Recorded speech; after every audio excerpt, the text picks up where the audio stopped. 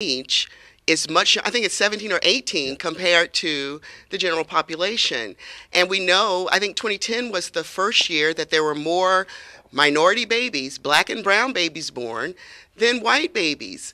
So this is this train is only going in one direction. Professor Johnson. But we can't be naive and idealistic about this either. It's not like the Latino community is some massive voting bloc. It's just like black people aren't. Okay, you have, I mean, within the community, you have people from Central America, you have people from Mexico, you have people from South America, you have people who consider themselves black, white, whatever, Latino. And Guatemalans don't want to be mixed up with Mexicans. Exactly. Mexicans don't want to be called Colombians. Which is legitimate. I mean, people don't necessarily want to be called by something that they're not. No. So it's not as if there's this sort of massive, completely conscious voting bloc yet. But I do think, again, strategically speaking, it makes a lot more sense. The only reason George Bush got elected twice, well, once really, is because of the Latino population. He did very well. He got 40% of the Latino vote, which is more than most other Republicans ever gained. One other point I want to mention, though, and I think this is key for everyone who is concerned about this issue.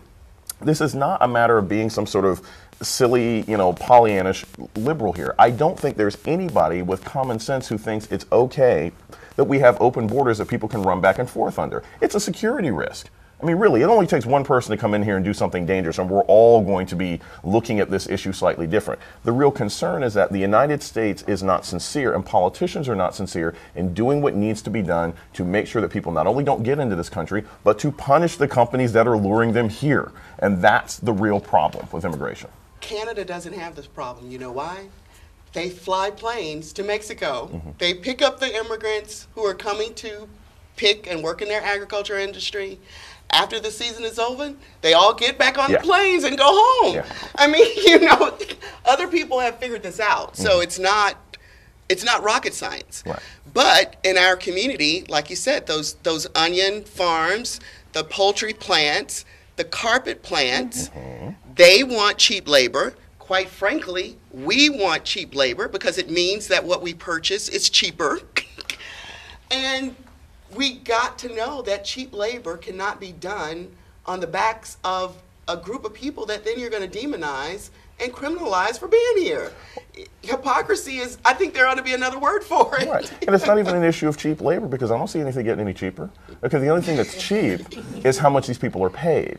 And the fact that they have no rights, and the fact that you can treat them like garbage. Sometimes they don't get paid. Exactly. They don't get paid. You can't complain when you're not a citizen. So it's not like anyone's shoes or shirts or oranges are getting any cheaper in this country. Right. It's just that the labor is, and that's a moral and ethical issue that we really need to look at.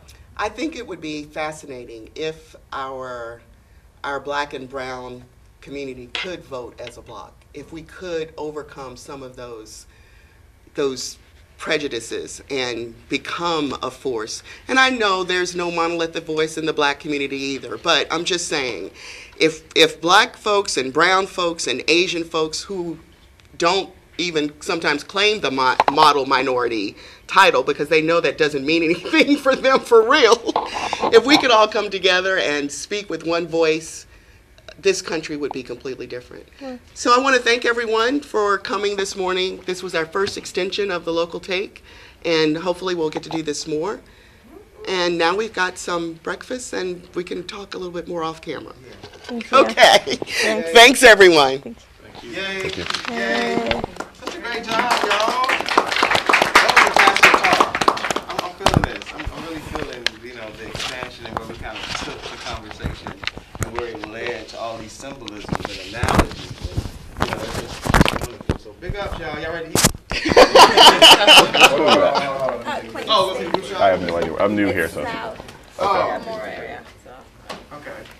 Just let me get everyone together. Oh, group shot. Please. Come on, can you get around Kiplyn? Yay. I know, right?